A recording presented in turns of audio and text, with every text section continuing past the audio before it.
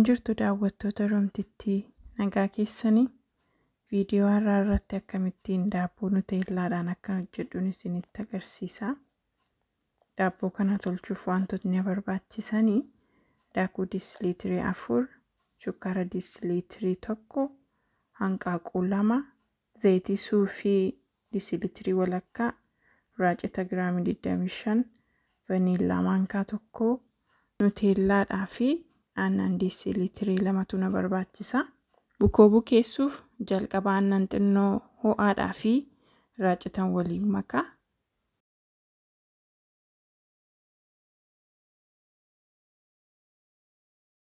Isa booddee daakuu, shukkaara, hanqaaquu fi zayitiin itti naqeen daqiiqaa 5f bukeessa.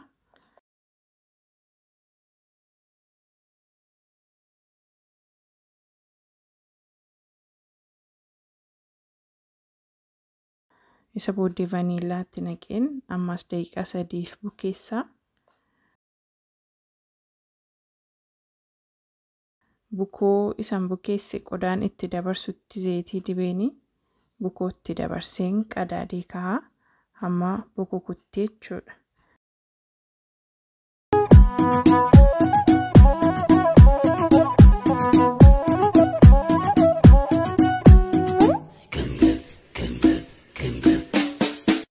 Daqiiqaa 40 booddee akkasitti naaf bukaa'e. Amma akkam fedhutti tolchuuf mijataadha waan ta'eef bukoo kana bakka 3ttiin hira.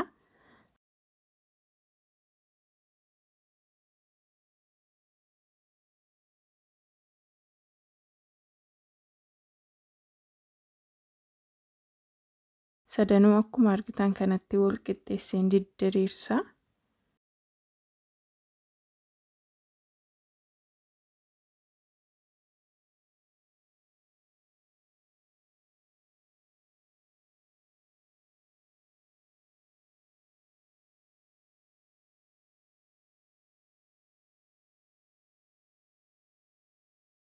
Diddiriirsee ergan qopheessee booddee nuteellaan irratti dibaa.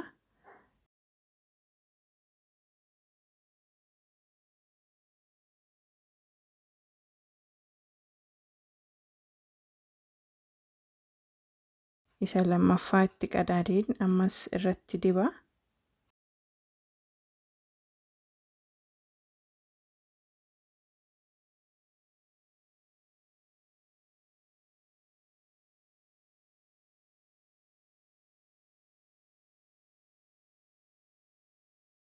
Isa booddee isa dhumaan irra kaa'aa.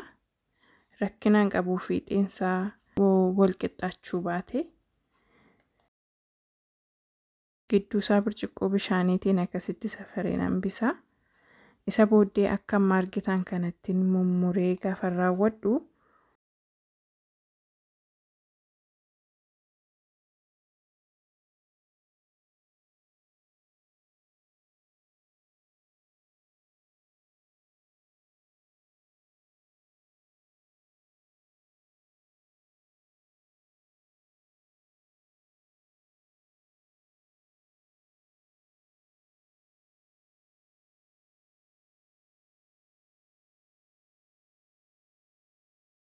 akkas godheen wal jira mareen walitti qabsiisa. Hunduma isaa akkasiin godha naannessee.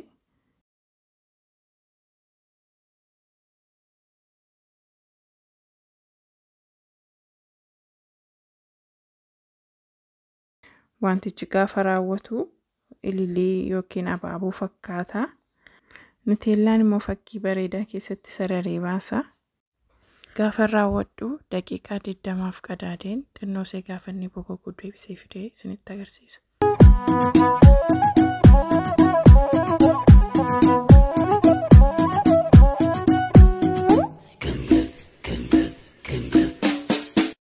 Daqiiqaa 20 booddee akkasittiin naa bokokeera.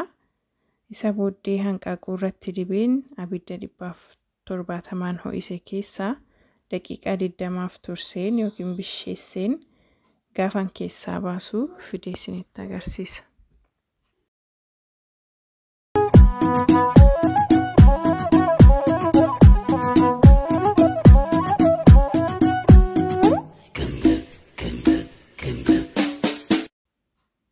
daqiiqaa 20 booddee kana fakkaata.